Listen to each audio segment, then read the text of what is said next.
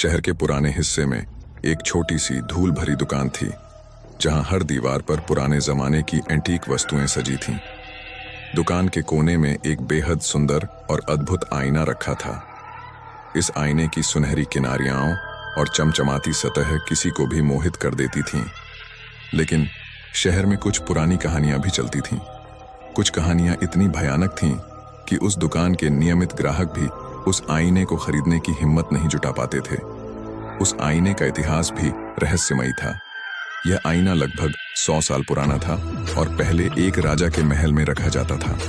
किंवदंती थी कि उस राजा की रानी ने इस आईने के सामने अपनी आखिरी सांसें ली थीं।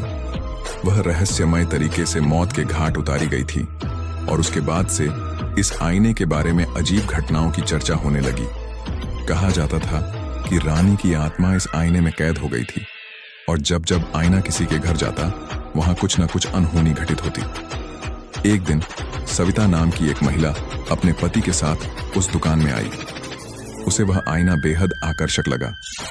उसने दुकानदार से आईने के बारे में पूछा। दुकानदार ने उसे आईने की कहानियां सुनाई और सावधान किया कि यह आईना अशुभ है। लेकिन सविता ने इन बातों को अंधविश्वास मानकर हंसी में उड़ा दिया।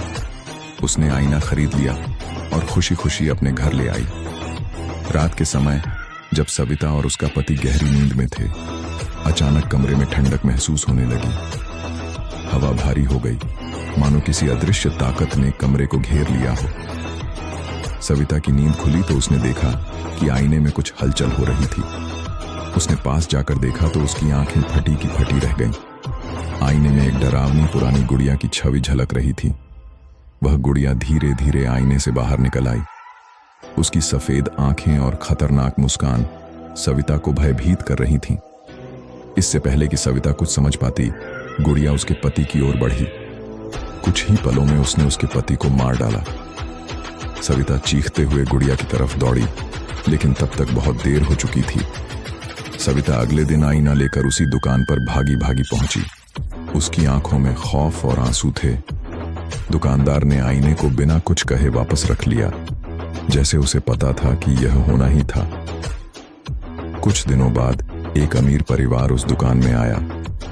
परिवार की पत्नी को वह आईना बहुत सुंदर लगा और उसने तुरंत उसे खरीद लिया। इस बार आईना उनके विशाल ड्राइंग रूम में सजाया गया। उनका घर बहुत बड़ा था और परिवार खुशहाल था। परंतु रात होते ही वही अजीब घटनाएं फिर से शुरू हो गईं। जैसे ही रात की घड़ी ने 12 बजाए, घर में अजीब आवाजें आने लगीं। आईने से फिर वही भयानक गुड़िया निकली, लेकिन इस बार और भी ज्यादा डरावनी। वह गुड़िया सीधी परिवार के बच्चे के कमरे में चली गई। उसने बच्चे को गहरी नींद में मारा और फिर उसकी दादी की तरफ बढ़ी। उसकी दादी भी गुड़िया की खौफनाक हरकतों का शिकार हो गई। गुड़िया ने हर कोने में खून के धब्बे और डर की छाप छोड़ दी। अगले दिन परिवार के बचे हुए सदस्य भी आईना लेकर दुकान पहुंचे और उसे वहीं छोड़ दिया। दुकान का मालिक फिर से चुपचाप आईने को उसके स्थान पर रख देता है, जैसे कि कुछ हुआ ही ना हो।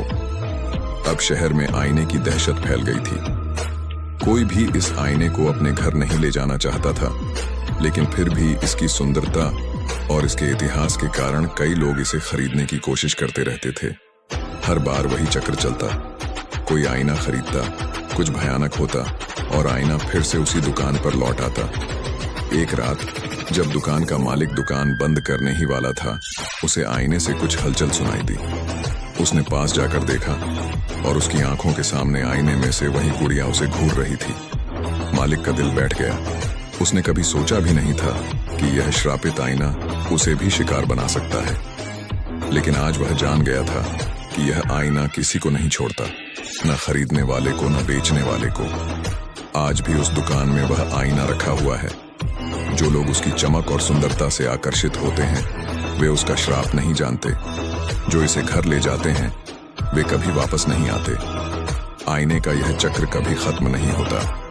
कहते हैं इस आईने में छिपी रानी की आत्मा अब गुड़िया के रूप में दुनिया से बदला ले रही है। वह हर उस इंसान को सजा दे रही है जिसने उसकी दर्द भरी चीखों को नहीं सुना।